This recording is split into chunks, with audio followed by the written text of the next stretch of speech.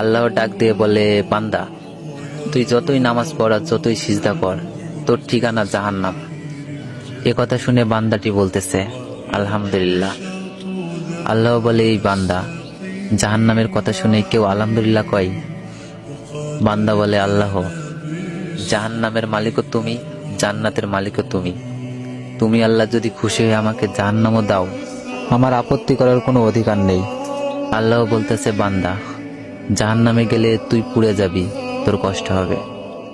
বান্দা বলতেছে, আল্লাহ, কষ্ট শুধু আমার হবে না, তোমারও হবে। আল্লাহ বলে, বান্দা, তুই পুড়বি জাহান্নামে, আমার কষ্ট কেন হবে?